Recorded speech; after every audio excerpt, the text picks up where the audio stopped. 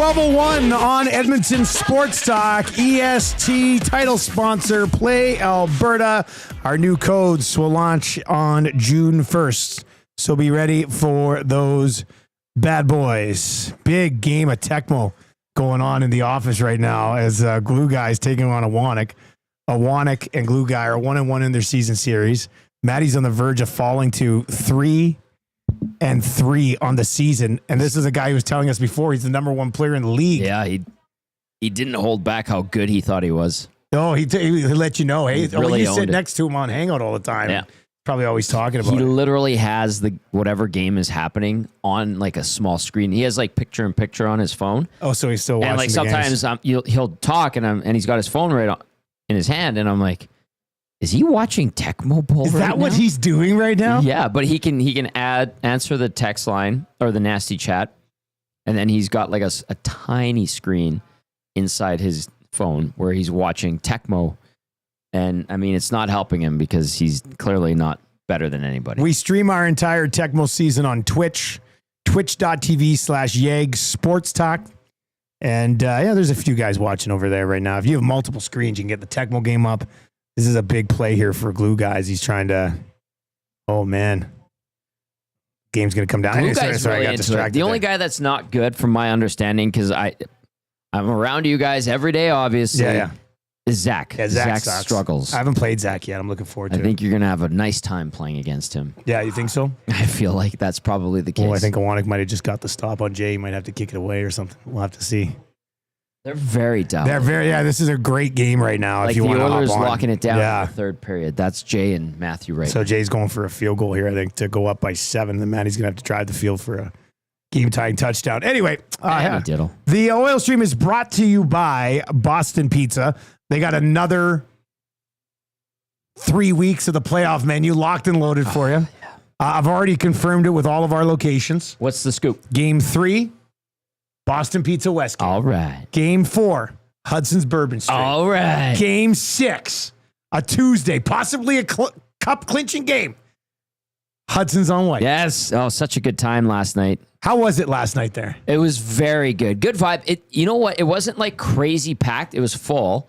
But that windstorm really kind of put a damper in everything, because they had to close things up. I was sweating like Did they have crazy. to close up the windows and stuff? Yeah, and then the rain and the humidity, and there was a lot of people in there. So did they have to move the people who were sitting on the patio in? Yeah. Oh, man. And they were in the, because they have that back room. Yeah. Which they took the bar out. Connor was telling me they've added more seats so you can get more people in there. They put some TVs in because they weren't really using that back bar, and the main bar is so big, and the girls are always running around getting you your beverages and your food and stuff. Anyway, all like the body heat, the humidity, and then having the windows closed, it got stuffy in there. And then like I was just sweating post game. I'm like, what is going on? My mom texted me. You look like a sweaty boy. I know. I was. And it was just... And I got the fan going today from Gentleman's Show. And that I can feel some of that breeze coming here. And then I was talking to the servers, and I was like, how are you guys like... I know you guys are busting your asses like you always are because it's busy, but I'm like, how are you guys surviving? It's ridiculous how hot it is in here. And they're like, we're taking ice cubes when we get like 2 seconds, and we're just like putting ice cubes on the ice, on the arms and stuff. And yes. the back and their arms and stuff. And they're like, it's insane because that building is super old. It's part of the charm of White Ave. But Connor opened up a couple of windows, and they got the cross breeze growing towards the end. But for a while there, it was just like, oh, good time though. Food was good, vibe was good. Good chunk of nasty showed up. You saw them after the game and at the start of the post game show. Big Uke, VR Montenegro, Graham from Kidsport. Nice. There. Yeah. He was at one of those other ones too. Ellen was there. Ellen, I don't know if you met her at the. She was at the curling. That's the one. Yeah, she came by. Okay, it was good to see her. Yeah, I texted Ellen last week. Yeah, Sarah and Cal were there. Combine crew, Sticky Rice and Norm. Who am I forgetting? There was a really good turnout. Good. But you could tell, I was talking to, even like at Bourbon, this past round, like people are very excited about what's happening, obviously, but a bit of a like calm down a bit, and it's about to pop off. About to pop off big time, Yeah, eh? you can tell. Who just came in? I hear Gager going, hey, what's going on? Open door policy here at EST usually. As long as you're not a psycho. Oh, it's 6 o'clockers. Hello. That's 2 flats of 6 o'clocker lager that just rolled in up here. I had 2 of those post game. I had one during the show, which was it was very refreshing, and then I had 2 with Connor after as I was breaking down the gear, and it was so hot that when you have cool crisp beer when it's like scorching hot. It's the best. The beer was like the can was sweating. It was like that. I've been sipping this beer for like 3 hours. 13-6 glue guy wins. Hernan came in and just like somebody who just died. He comes He's wearing in. socks with slides. Yeah. Now, what if I wore socks with slides? What would you say to me? Well, you're a lost cause, so I would. Well, see, exactly. That's what I'm talking about. Like, that's why it's okay. Nobody cares about me. Right? You do clean it up when you're calling games. And by the way, when's your haircut? Well, I don't have one booked. I just go to Mr. Barber. Yes. So right after the show today, I got to do some stuff. You getting the full treatment? Eric. I'm going to go take her down low. I'm going to take her down low. And the beard? Well, I was texting with Eddie about the beard, and I said, you know what? I'm rolling into Montreal next Thursday with a beard. And then I said, we'll have dinner Thursday night. You guys can determine if you think I should keep it or shave it. I see. Then I told him if they want me to shave it, Franklin, the director, will have to shave it. Rubes? Yeah, Rubes. Rubes will have to. He'll have to shave it. So we'll see how that works. I have Mike on Saturday. Oh, Mike Marshall. Mark Marshall. Yeah, he's a good guy. Good guy too. All right. How about that start last night, buddy? We got. Wild. Wild. So I'm at baseball. Marshall at hockey. We whip over to baseball. I'm at baseball, and we're kind of just getting things going. I'm running out to third baseline to coach, and it was it was like 6:38 or something. And I bring my phone out of my pocket when I get to third base, and I look and see all the texts in the group, and they're just like, "It's over. What's going on here?" And I was like, "Wait a second. Like, what's happened? The game just started." Yeah. And I bring it up on the app, and 3-0. And I went back and obviously rewatched the whole game last night when I got home, so I watched it all again. And I knew what was coming, but I was watching it where when I saw it pop up on my phone, I thought, this is absolutely unbelievable. Yeah, what's happening right now? Dallas just punched right in the mouth. Like it started with that Maverick Bork penalty, just a careless use of your stick. That's high stick. Like you got to be, and good sell job by Evan Bouchard. I'm sure it didn't feel good to get a piece of firm carbon fiber on his lip, and kicks back the head, and you have to call it. It is a penalty. And then Perry scores, what was that, like 2:38 in, I think it was. And then that was Edmonton's first shot. And that was a nice goal by Perry. A nice play into the middle. Perry kind of at the right time. He's got that nose for the net in that 6 feet area. That soft spot. He kind of sneaks away, worms his way out of a check, let's call it. Yeah. And goes over the shoulder of Audrey. Like, I thought that was just a really nice goal. A really nice goal. And then the Oilers don't get a shot until 7:09 when a nice outlet pass by Jake Wallman up to Arvidsson. Arvidsson, the little souse, to a streaking Matthias Janmark. I know. Janmark. And the Stanley Cup caliber tuck through the wickets of Jake Ottinger. You get the timeout. Debor's giving the guys crap. And then all of a sudden, I'm sitting there, I'm like, okay, he's animated, but he's trying to tell him to calm down, but he's not being calm. And then you see Ottinger going off, and DeSmith's going in. I'm like, what the hell? And I'm clicking. I got my... Did you take a look back at it? I had my laptop up, and I was like, I'm like, yeah, they only have 2 shots. I'm like, okay, Ottinger hasn't made a save, but the Oilers... Like, it was a little bit of back and forth. The Oilers were in their own zone a little bit. But I mean, both goals were a guy wide open right in front of you. Yeah, exactly. And the way, and then they showed Debor, and he's like, get the hell back here. Yeah. I'm like, whoa. And you're putting in Casey DeSmith. Like, was that message not sent to Ottinger? At the start of the timeout? During the start of the timeout, nobody went over to him and said, hey, man, we're going to yank you? I didn't go back and look at it again, but I feel like that's how you start. Okay, Casey, get ready, go in. But it felt like it was all like very abrupt. And then, you see Ottinger go down the tunnel, and I'm like, I don't think it was Ottinger's fault. And then Debor doubled down post game. Yeah, I know he did. I mean, this is a guy whose team scored 5 goals in the last 4 games? That's right. You're hanging it on your goaltender? What are we doing here, man? He was their best guy the other night here in Edmonton. Yeah, like, what are you doing? And also, I'll say it was a mistake. Yes. Because Ottinger stops the Skinner shot. I'm sorry. I know it was traffic, and I know it was that. But you're putting DeSmith in. He hasn't played. Now you're saying our season is on your shoulders, and a Skinner shot through traffic sneaks through. I get it, but I just feel like Ottinger probably handles that one better. Like I thought it was a major mistake from DeBoer. I think he full blown was on tilt, falling behind 2-0, had no answers as a coach for the Edmonton Oilers, and made a panic decision. And then obviously doubled down on it after the game by ripping his goaltender again, a guy that they just signed to a long-term deal. I think DeBoer's done. Well, he was acting last night like a guy who either had to save his job with a victory last night, and that's why he was on tilt. Mm-hmm. And after the game, he looked like a guy who was full-blown melting down. Yeah, it was. It was a full meltdown. Like, there's probably a day next week where he's walking into the office and taking all the pictures off the wall and putting them into a box and saying, "Oh, this was nice." Big gulps, eh? See you later. Well, see you later. Yep. You think that's what'll happen? I don't know, man. Like, unless he is a good coach, he really is. But that was like a public display of shaming to your franchise goalie. I'm sorry, but your goalie can't score goals for you. Exactly. I know we make that joke about Stu Skinner. I don't know what else you wanted him to do. I know, hey, great, make a save. But one was a nice shot by Corey Perry.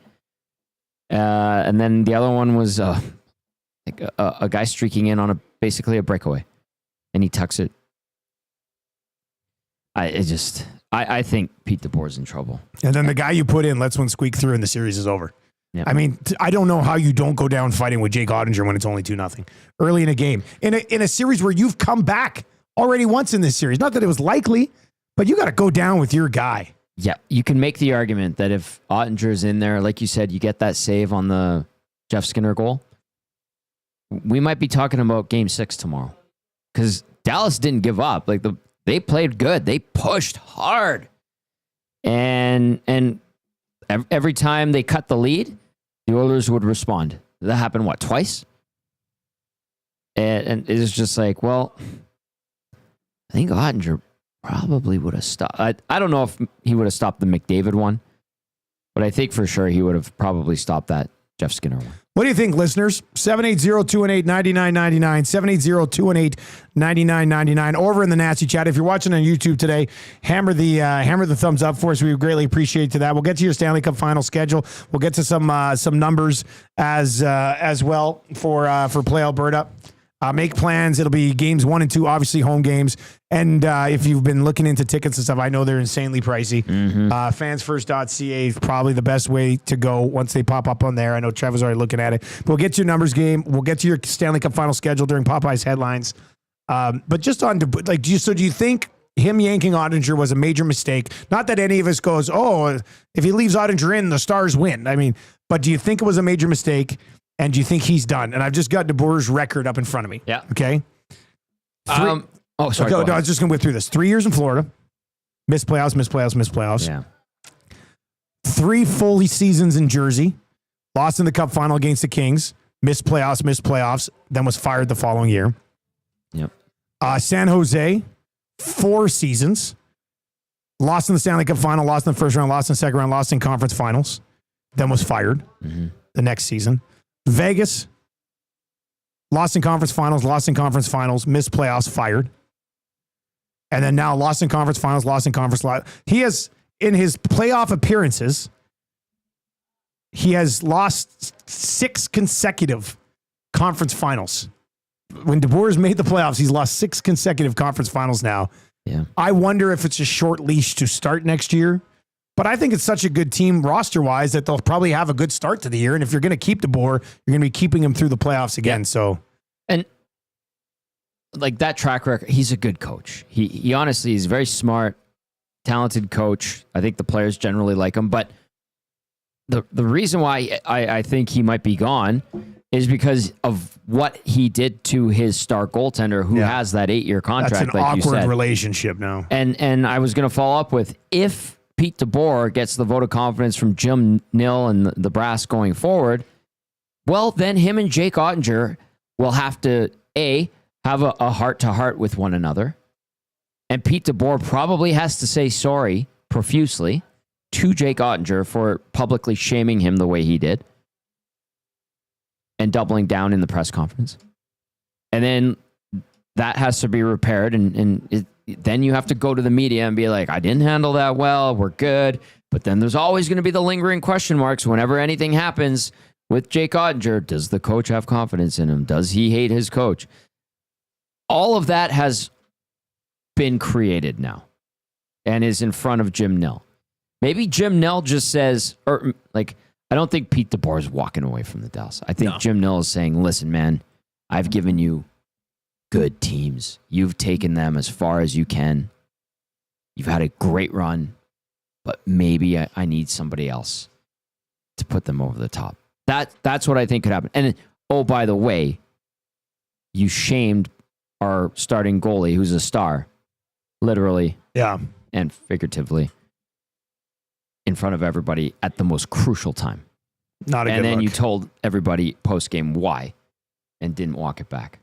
Sorry, dog. Penner's Pancake says, so he's 9-0 in game sevens, but 0-6 in the conference finals. Isn't that crazy? Weird stat. Yeah. That is. But he's a very good that's coach. a weird stat. All right, what do you think? I see Jasmine talking about people already reposting their tickets. Jasmine, games I'll 1 and text you 2. back, by the way. 3,600 to 4,400 for game 1 on Fans First. Wow. Oh, and that's cheaper than you're going to find anywhere else. That's insane. It might be. Absolutely insane. Yeah, that is insane. Oh, boy. If you're looking to get down to Florida, Chelsea over at Expedia Cruises. She's got packages going right now. It's flight down to Miami, Fort Lauderdale. Yeah. Flight there, flight back, 5 nights. You'd have to get your tickets again, but it's 5 nights in Florida. Westin? At the Westin. Westins are nice. Yeah, 5 nights at the Westin. Flights there and back for 2 people for just $2,700. That's actually really good. I think that's a pretty good number. And you'll have to pay for tickets. It doesn't include tickets. But, I mean, and we're working on a trip with them as well. But that's a pretty good number if you want to get down to Florida. 5 nights at a Westin. Flights there and back for 2 people for just $2,700. Give Chelsea a call, 780-970-4834. 780-970-4834 if you want to get down to Florida for games 3 and 4. Once again, you have to purchase your tickets separately, but your flights and hotel for 2 people, 5 nights at a Westin for just $2,700. Give her a call, 780-970-4834. I think Rip City Step had something good over in the chat. Here it is. DeSmith is still trying to figure out where Connor McDavid went. What a play, buddy. That was such a nice goal. Hey, how ridiculous was that? Watching it from that corner cam view, I think did it more justice. Because like watching it from the regular broadcast view, you're like, I see, you see the angle. You don't see how much he sells it. Yes. Yes. You see the angle he's coming in. I'm like, what's he going to do? And then it's like, oh, okay, nice goal. But then you see it the corner cam view where you're at ice level with him. And then, you see the cell and DeSmith is sliding the wrong way. Connor's cutting back the other way. Beautiful, and just man. gently places it into a yawning cage. It was a great goal. That was the end of the series. Moment. That's the end of the series right there. That was it. That's the end of the series. I said, Rob from the Grove was there last night too. And I think Rob was around me and I said, that was a dagger. Yes. Another dagger. Bingo. I mean, that was the final blow. That was the final blow. I know they made it 4-3 and then Kane gets that fortunate bounce. But when McDavid scored that goal the way he did, you can't tell me anybody, even on that Dallas Stars roster, thought, oh, we're still coming back to win this game. And our goalie's Casey DeSmith right now. Yeah. I mean, that's another thing. Does Ottinger play that better than Casey DeSmith? I don't think Ottinger ends up leaving the entire net bloody wide open for Connor McDavid. Maybe you get that save. Casey DeSmith has been a very serviceable backup for many years in the NHL now. It's still mind-blowing because every time, like you were just talking about, Dusty, when the Stars would close the gap, you're right. You should have had confidence in the Oilers in reestablishing the 2-goal lead because it was Casey DeSmith the Oilers shooters were facing. His first look in this series, abruptly, weird circumstance. And obviously he's going to battle and play desperate and do everything he can to give his team a chance. But it was just such a negative scenario for him to go in there and try to salvage and push back against the tidal wave that was going against the Dallas Stars at that point. 780-218-9999. 780-218-9999. Piers says Debor was not wrong. Second goal was weak. We'd be ripping Stu if he let that in. Of course. And he had those numbers all series too. We ripped Stu for having a weak shutout. Now, anybody who ripped Stu for having a weak shutout got a mouthful from me anyway. Yeah. So it was all time. That person deserved it. Look, I'm not, but yeah, okay. I mean, if he's right about those goals, that's fine. But you're pulling your guy, your franchise goaltender, yeah, in the most critical game of the year to put Casey freaking DeSmith in when you've still got 54 minutes of a hockey game to claw back in. Yeah, I mean, you can be right about critical of the goals, but it was not the right decision to pull Jake Ottinger in that spot. I'm sorry. Awanek made a good point on the hangout too earlier. He said, "You've got 2 bullets as a head coach in a game." Timeout or pull your goalie. And you blew them both in that one instance. Yeah, you know what? That's a great point by Matty. Yeah. Very good point. Yeah. All right, 780-218-9999. What does it say about this team that Zach Hyman doesn't play? And in the first 10 minutes, you get a goal from Corey Perry, who's playing in his spot in line. Mind you, it's a power play goal, but whatever. Nice goal, though. You get Perry. You got a bottom 6 goal, Matthias Janmark. Then the guy who comes into the lineup for you scores a goal second as well. Like, it just sort of shows what this team is made of this year, does it not? Yeah, that is true. It also, I think, I love and I talk about good teams have solid NHL players from top to bottom on their rosters. Weaker teams have tweeners and rookies, and you do need an injection of youth in this lineup and on the roster eventually here. We'll get to that point in the offseason, whatever happens in the Stanley Cup Final. But right now, like you said, with this team, you are literally sitting 2 guys prior to what happened with Hyman and Connor Brown, who have been all-stars or 30 or 40 goal scorers in Arvidsson and Jeff Skinner. And they're not young. They're not intimidated by the moment. Like, they're veteran NHL stars who are healthy scratches. And I think that's what probably gives this Oilers team the edge over last year's Oilers team that went to the Cup Final in Game 7, because there's no guys that are really a question mark. You're not playing Derek Ryan. You're not playing Sam Carrick. You're not playing up-and-coming Dylan Holloway. You got out of happens, Philip Broberg, because they were forced to play him, and he rose to the occasion. You got a little bit lucky with that. But that scenario is not presenting itself. Like, the only guy you could look at that has played a bunch of playoff games on this Oilers team that's kind of one of those tweeners and young guys is Ty Emberson. And now he's waiting in the wings behind Troy Stetcher to even get into a game. He's your number 8 now. Exactly. And good on Matthias Ekholm. Well, I was going to say, what did you think of Ekholm? I looked at that, and I was very cautious, and I said it pregame, I'm going to be watching him, see how he moves. And I did notice TD Force go over and talk to him a couple of times. To check in on him. And everything held up. And I think that's a reassuring thing, a sigh of relief, and likely he should be able to get through the rigors of a Stanley Cup Final. So that was good. I was obviously concerned. I was told things like, hey, this is a bad injury he's dealing with, but he's a tough son of a gun. So all arrows point up, and that's huge. That's a huge get for him. He played 15 minutes yesterday, which is good. That's a nice way to get back in. Yeah. It worked out well for him. Yeah. Doug over in the chat says, I feel bad for every other fan base that doesn't have an EST equivalent. You guys rule. Thanks, Doug. Thank you, Doug. That's really nice of you, Doug. Hammer the thumbs up. I'm assuming a guy like Doug with those nice compliments are already subscribed to our YouTube channel. But if you aren't, please do. And if you're not a big YouTube person, you can listen on TuneIn Radio Live. You can listen on iHeartRadio Live. And, of course, you can listen live at EdmontonSportsTalk.com. And then everything, of course, after the fact, available as podcasts as well. All right, let's dive into your spicy headlines for Popeyes, where you can celebrate the victory with that new pickle menu that they've got rolling up. Matty tried that pickle sandwich when we were at Popeyes on Tuesday. He said he really liked it. Yeah, it's there's like a pickle sauce on the classic chicken sandwich. Oh, so, okay. Yeah, really like it. There's a spicy dill sauce that Tony at BP Westgate recommends, and it's phenomenal. Also, like fried pickles, frickles to some. Oh, I've never heard somebody call them frickles. I think at Hudson's they call them frickles, but fried pickles, those are fantastic. And you get the right dipping sauce. Delicious. All right. So the series will start on Wednesday, June 4th. We get Friday, June 6th.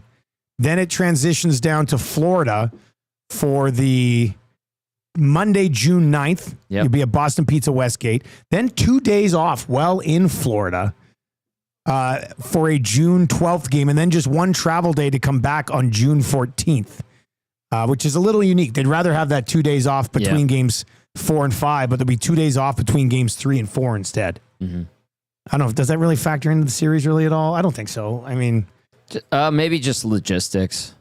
Yeah, maybe a little bit of rest, but it used to just be you only had one travel day anyway. Yeah. And I don't think we're that far removed from that scenario, and that's how they used to do it. So Game 5 back here on June 14th. Then 2 days again, June 17th, Game 6 in Florida. That would be a Tuesday. June 14th is a Saturday night in Edmonton, possibly a gentleman's sweep game, which would be crazy. I don't think that'd be the case this time. Thank you. Probably not. And then Game 7 would be a Friday night in Edmonton. Can you imagine this city on a Friday bloody night if it goes 7 games and the Oilers win it? Oh, my goodness. Yeah. That is the schedule. Those are your spicy headlines. We have a rematch, and the schedule is set, and it's very exciting. This is cool. I'll say it right now. I'm not sure they don't meet again in a final over the next 2 to 3 years. Maybe. Going head to head 3 times sounds very unlikely, but you're telling me that these two teams can't meet again. Florida's got a great roster. Somehow they've got a pretty decent amount of cap space the next 2-3 years. Yeah. And the Edmonton Oilers are keeping their core guys around. So I think this could be like the second of 3 battles at some point over a 2 to 4 year stretch. Yeah. I mean, not to look too far ahead, but at some point, these two franchises have played the most hockey. Yeah. In the last couple of years. That's what I mean. Like I could see next year, maybe both teams step back. Man, Florida's done it 3 years already. Like, we just said the same thing about the Panthers this year coming back around on this thing. How about both teams with their strategy with guys who are hurt to make sure they are more than 100% ready to come back? Yeah. Let's just put it that way. Kane. Yeah. Yeah. Worked out okay. It did. Worked out okay. I think we're going to see some copycat situations next year. I think we've already have, right? Like everything's a copycat. This was created. And the Knights and the Bolts along the way for teams that ended up winning the Stanley Cup. And it's worked. Let's dive into your numbers game. And this, I actually legitimately just going to look at the line for this series, and it is a pick'em. Florida Panthers, Edmonton Oilers right now is a pick'em. It's a coin flip. There's no favorite. There's no betting favorite in this series. So Tommy, let's use the numbers game here to kind of give our thoughts on the, like, if you, I said this to Huss earlier. I said, if I put a gun to your head and I say, who is the favorite in this? Cause it's very easy. The boys in the Bear today asked me about it. They're like, the Oilers look like a wagon. I said, yeah, but if any team in the league was built to stop them, it's the one they're about to play. Yeah. So guns at your head. No. Who's the favorite in this series? I'll give the defending Stanley Cup champions give them a little bit of the benefit of the doubt. And they've looked excellent. I think a tough go against Toronto, but... Well, and that's kind of the one thing that's why I think I want to lean to the Oilers a bit. Because the Oilers are a much better team than the Toronto Maple Leafs, and the Maple Leafs took the Panthers to 7. I really like the demeanor of the Oilers right now. Like, business city right now. Well, Connor and Leon in their postgame, I'm going to use this again. They looked like they were ready. They were suited up for a business meeting. Yeah. And they didn't look like they were there to party and celebrate. They didn't look... On to the next one. Yeah. They're like, okay. And Corey Perry, I thought, was excellent in his postgame. He's like, we're learning. We're still learning. We're still figuring things out. I love that attitude. And I think that it will help the Oilers win a Stanley Cup. I will say, if we're putting odds on it and you put the gun to my head proverbially, I'd say, okay, give Florida the favorite tag. but I like what the Oilers are doing to the point where I think they're going to win the Stanley Cup. I've already laid it out there, so I'm not hiding a prediction anymore. I'm on the Oilers in 6. Yeah. I think it'll be a split here. I think it'll be a split there. I think the Oilers win Game 5. And I think they go down to Florida and win the Stanley Cup in 6 games. That sounds nice. Yeah, I think that's. I mean, I said it this morning, and it sounds so simple, but I just don't live in a world where Connor McDavid loses back-to-back Stanley Cups. Yeah. Like, I just don't see it. And as Huss pointed out today, and I know you guys have talked about it, I mean, the last 2 back-to-backs, Islanders and Oilers, and it was Wayne Gretzky losing and then winning. Penguins and Red Wings, and it was Sidney Crosby losing and then winning. And Connor McDavid is in the same class and category of those 2 dudes. And I just don't see a world where, and I know I'm not saying it has to all be him, but I don't see a world where he doesn't have the rest of that group motivated and on board enough to not beat the Florida Panthers this time around. I don't see it. Yeah. I'd be stunned. Well, I wouldn't be stunned. Well, I would be stunned. I'm going to sit here and say I wouldn't be stunned, but I would be. Florida's an amazing team. And I will not shame the Oilers for losing to the Florida. That's a great team. Yep. But I will be stunned if Connor McDavid doesn't deliver a Stanley Cup to Oilers fans this time around. Has any NHL team lost 4 straight years to the Stanley Cup champion? Or been eliminated by a Stanley Cup champion 4 straight years? It's a great question. I have no idea. Where's Brian Swain when we need him? Where's Swain Dog? Because that would be... the Cup's been around for a long time.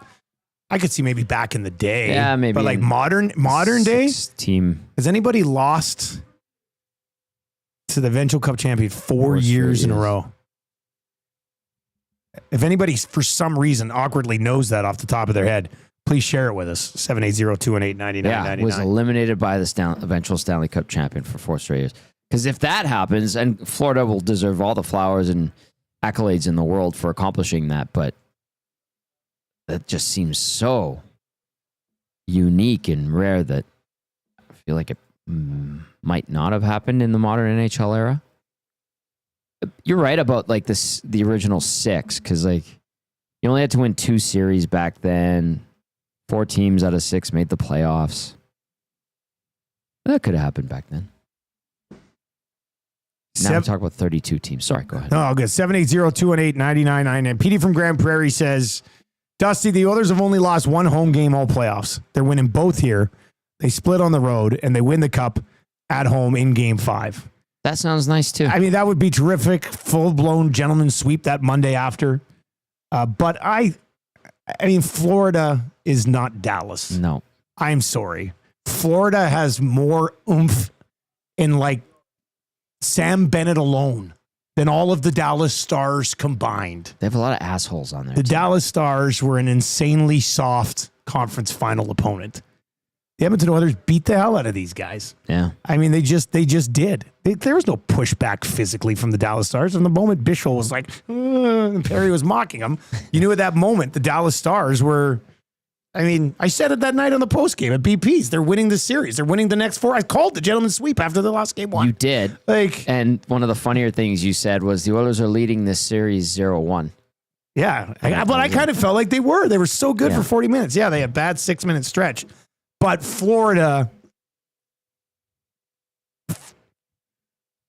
the Oilers are a really good team, but I don't know if Florida loses 4 or 5 to anybody. You know, like that's they're a great roster. Like their second line right now is Sam Bennett, Matthew Tkachuk, and Verhaeghe. That's a pretty insane second line. Verhaeghe's just dialed in right now. He's scoring everything he touches. It's going to be a great series. Yeah, I mean, battle. I'm taking Oilers in 6, but I could definitely see it going the distance. And this year, the difference would be the Edmonton Oilers would have home ice in front of an insane crowd that all paid at least $10,000 to get into that building. And the Connor McDavid delivers there at home. Petey from Grand Prairie says the Oilers beat the hell out of Vegas in 5. Yeah, I think Florida's a better team than Vegas, though. Yeah. I mean, what was Vegas bringing at you offensively? Jack Eichel? And a bunch of nobodies. Mark Stone can't move anymore. Thomas Hertl did nothing. The Panthers are a way better team than Vegas. Vegas had Barbashev and Hertl go 7 games each without a point. Or even 8 by the end of the series. Maybe it was 7 going into that 5th game. And then going into the Vegas series as well, their leading scorers Stone, Eichel, Theodore, and one other. And there was like 2 guys with 5 points, 2 guys with 4 points. That was it. They weren't spreading it around that much. Granted, they finished off. Who did they have in that first round? They had Minnesota. Actually, Minnesota gave them a good run. That one's 6, right? Anyway, yeah, you're right. It's going to come down to adjustments that Chris Knobloch and the coaching staff make to mitigate the Panthers and their asshole behavior and methods. And then if you can solve Bobrovsky, because Bobrovsky was phenomenal in game 1 last year. But the Oilers torched him. There was that 8-1 game here. They lit him up, but then in game 7, it was eerily reminiscent of game 7 against Carolina in 06. I want to say that. But if they think they found some sort of solutions to the Florida Panthers, because they've certainly figured it out against LA, Vegas, and Dallas. And if they have something on Florida and they can expose it and utilize it, and you got Connor playing like he is, guys like Nugent Hopkins rising at the right time, depth scoring, solid defense, getting the saves, it's over. C-Run says, who is better, Edmonton or Toronto this year? I think Edmonton, and they can take it to Florida. And I think Edmonton, I'm picking the Oilers in 6 here. I hope I'm not taking heat for not taking the Oilers in 5 against a team that's been to 3 straight Stanley Cup Finals. I mean, Florida Panthers are a pretty good damn team. I feel like I'm being a bit of a homer here taking the Oil in 6. So, what do you think from on a national level when we see the Sportsnets and the ESPNs and all these guys with their national picks? I think not a strong majority, but I think the majority of them will be on the Edmonton Oilers this year. You think so? I think do. they're going to go Florida. You think so? Yeah. I don't know, man. I don't know. There's ways, and it's easy to doubt the Oilers, and I get it. But I think some will shift to Edmonton's side, but I think Florida probably gets the benefit of the doubt. Florida ultimately didn't have the better regular season, but he didn't hear as much noise about the turmoil whenever Florida hit a tough patch during the season. Whereas here, you're always going to hear it, but man, there was some stretches where you're like, what is going on? There's a 5-alarm fire happening, and oh my God, because it kind of was a row. couple times. No, but they had a couple of stretches where they were very coming good out of this year, the right? Four Nations face-off break. And then they had that one stretch where they were awesome again. Mm-hmm. Right? The Oilers' best during the regular season was better than the Panthers' best, but I think the Panthers' floor during the regular season was probably a little bit better than some of the doldrums that we saw this Oilers team go through at some points this year. 780-218-9999. Penner's Pancake says Frederick will need to step up in the finals here. Sure. Yeah. Yeah, I mean, I'd like you. Sure. Yeah. It would be nice to see if he's better. I think they can win the Stanley Cup with Frederick just playing how he's played so far. But I think it could really help if he, has a better series than maybe we've seen so far. I've seen a few people say that. Sure, like I'm not going to disagree with you, but it's not like they're putting him out there all the time. What did he play last night? I think he only had like 10 minutes. Yeah, I think it's just because other guys are only 14. getting he played 14. Picked up an assist plus 2. Yeah. No, I think just other guys in that same ice time range are making a bigger impact so far. Not that he's hurting the team in any way. No. Him being a physical presence and a menace to the Panthers, I think could be huge. If he does it the right way without going overboard. Yeah. I think discipline might have to be something that they keep in check. They've done a good job of that for the most part, too. Dave the Welder says, Dusty and Tommy, which team had to play tougher teams to get to the Cup? Oilers or Panthers? So you're looking at Lightning, Leafs, Canes, or Kings, Golden Knights, Stars. The Leafs were a good team. Canes, I thought, were phony. Yeah. Said it all along. Tampa, that's a tough series. So you can't poo-poo that. I picked Florida to lose to Tampa. I know. I didn't think they'd have another run in this. I know. And here they are. Now they've added Brad Marchand and Jones on the back end. Like, if you look at it, like just Edmonton's beaten 300-point teams. Yep. 100-plus point teams. Carolina. How many points did Carolina have? Oilers would have had home ice against them, so they didn't have. Well, Did Panthers have home ice or did Carolina? I have to look. Man, Carolina, because they lost at home in Game 5. Yeah. Okay. The Panthers beat the Leafs at 108, Lightning at 102, Canes at 99. Yeah, okay. So then by stats alone, the Oilers had a little bit of a tougher run. Yeah. I said this morning, though, if you told me the Los Angeles Kings were playing the Toronto Maple Leafs in a series, I think I probably would have taken the Kings. Like, come playoff time, I just think the Kings are more challenged than the Maple Leafs. The Maple Leafs weren't winning because of Matthews. I know he was hurt or whatever, but it's funny the drama that just always unfolds with the Leafs in the playoffs. And in the offseason. Yeah. And then they go through the regular season, everybody gets their hopes up, and then it's hilarious again when they get... KR says, guys, Frederick will get almost a week here to rest that ankle. He'll be ready. Yeah, and I think he's moving better. Like it seems like he's skating better. There was one play last night where he was skating the puck in the third period up out of the zone, and he was just going so slow. Yeah. And then they grabbed it from him at center ice and fired it back in. I was like, damn, man, move a little bit. I don't think he has a quick first step. No, it takes a little while to get that body and going a bit. And another thing that should be a good reminder for us is like the speed of these playoffs now. And the caliber of the teams overall is way quicker than regular season hockey. Like Trent Frederick against the Philadelphia Flyers on a random Tuesday in Philly in December probably doesn't get stripped of the puck. Yeah. He probably makes it to the red line and dumps. Different level of aggression, different. Yeah, that's probably fair.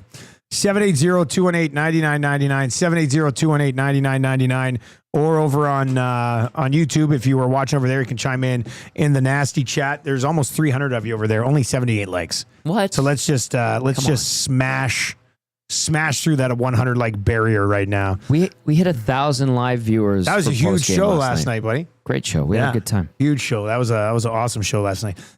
Danson says, "Hey Nasties, what's the EST Twitch channel?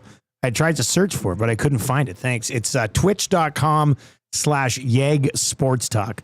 And most of our Tecmo Super Bowl regular season games are on there. Unless there was somebody forgot to stream it. But we streamed 3 games this morning. Thinking of streaming my Mario Kart adventures.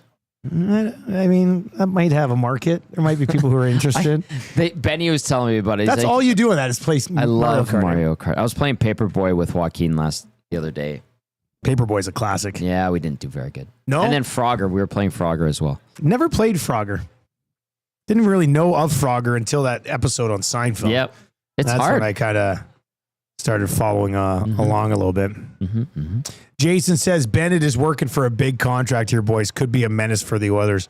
We need to play nasty like him. Oh, yeah. What is the level of nastiness? On a scale of 1 to 10, between the Oilers and Panthers in a rematch with Perry and Kane and Frederick and Kachuk and Bennett and Marchand, what do you think and Boosh, the butcher, obviously.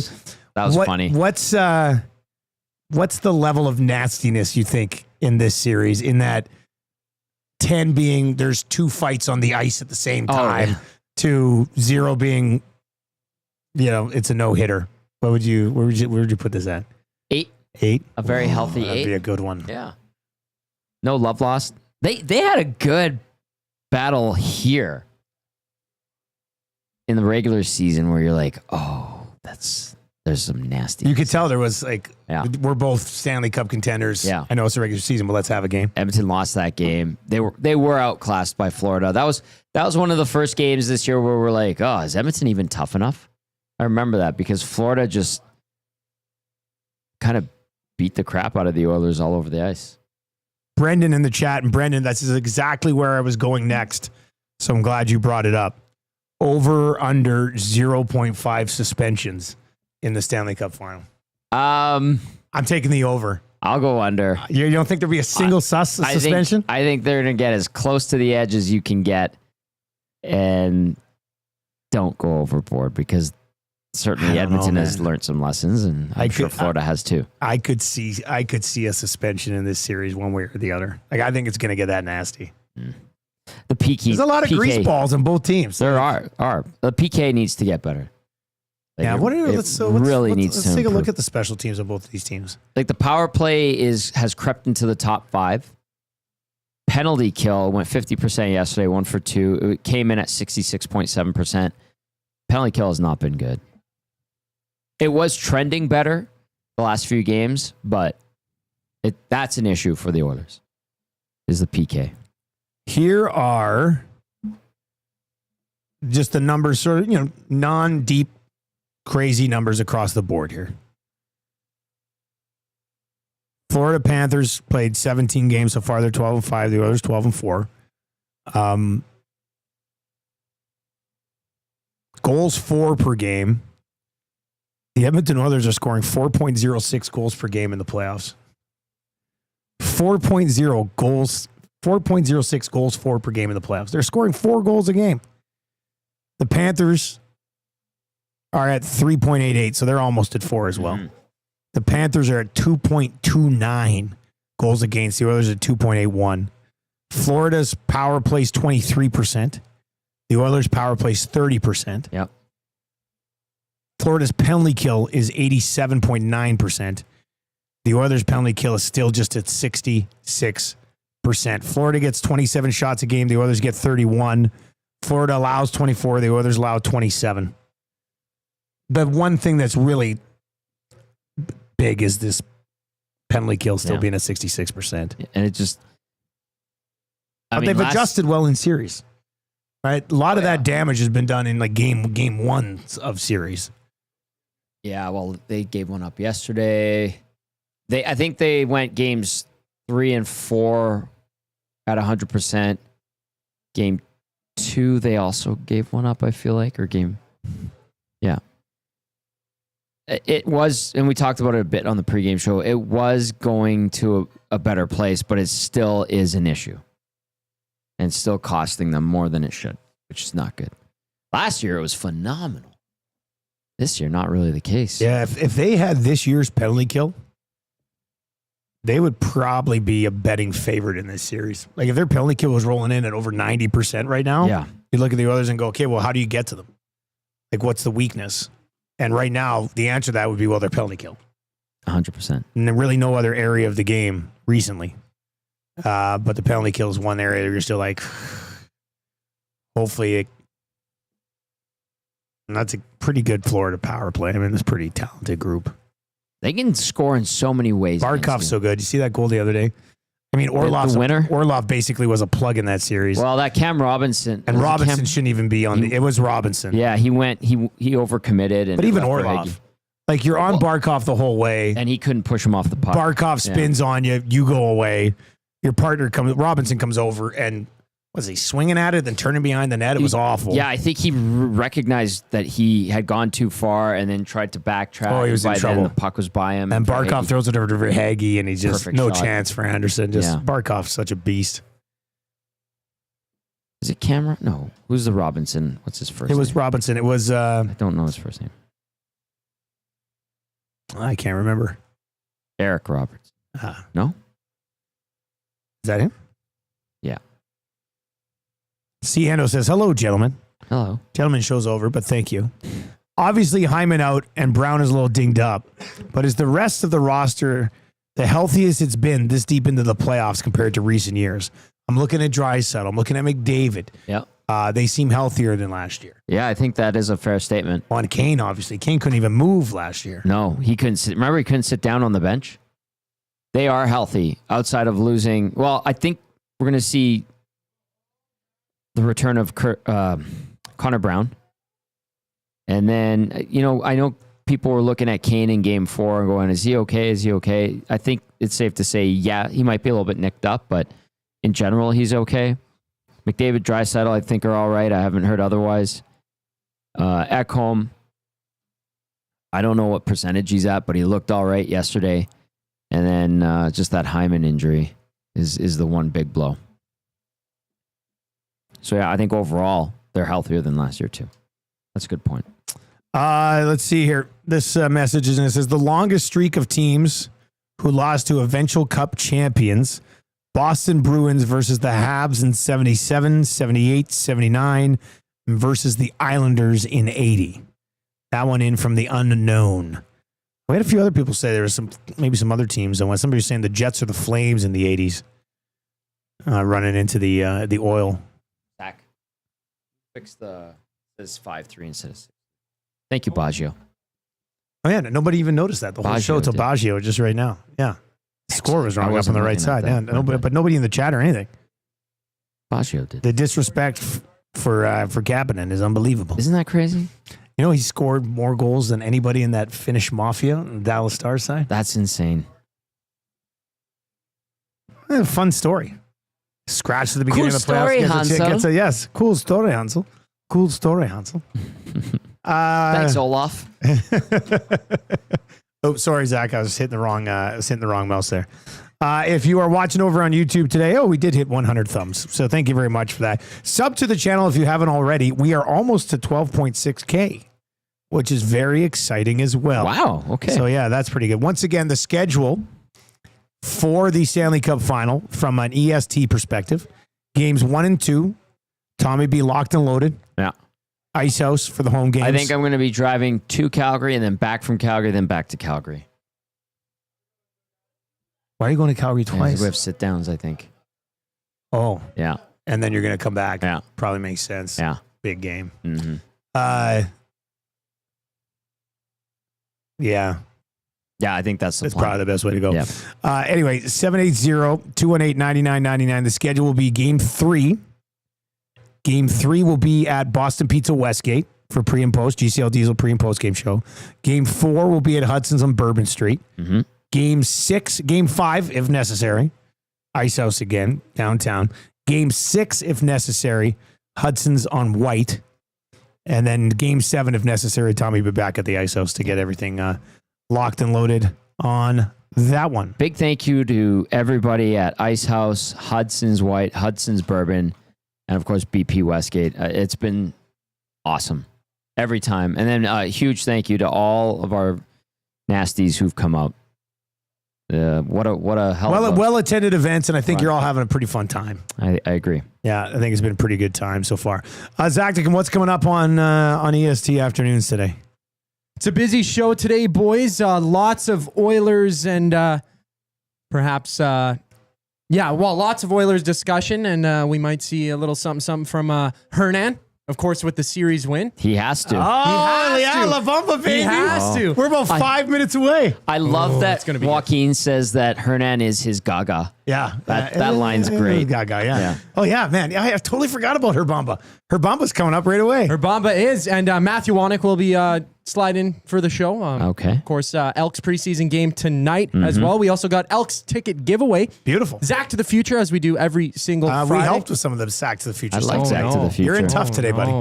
Well, usually what time Zach to the Future? That's at 2:20. We also got Inside the Numbers for Play Alberta and Need for Speed for Rad Torque Raceway, previewing the races this weekend. Yes. Sweet. All right, so you're right. That is a jam-packed show. We'll give you guys a little bit of extra time. Let's go. EST Afternoons is coming up. The Edmonton Oilers are going back to the Stanley Cup Final and get a shot at redemption against the Florida Panthers. Rest up, Oil Country. What a time to be alive. Enjoy your weekend, everybody. See you at the tailgate tonight, by the way. You going to pop by? Oh, yeah, and I'm going to be wearing these short shorts. Hernan's going to the game, too. Yes, he is. Oh, that'll be fun for you guys. That'll be nice. All right, that's going to do it for the Oil Stream, brought to you by Boston Pizza. And, of course, a shout out to our other partners, Popeyes, and, of course, Play Alberta, the title sponsor of Edmonton Sports Talk. EST Afternoons is on the way from 1 until 3, and the smash hit Reed Wilkins Show with Reed Wilkins and the glue guy, Jay Milne, from 3 to 6 right here today on Edmonton Sports Talk. Please tell your friends about EST. For Tom Gazzola, I am Dustin Nielson. Thank you very much. Have a great weekend. Take it easy.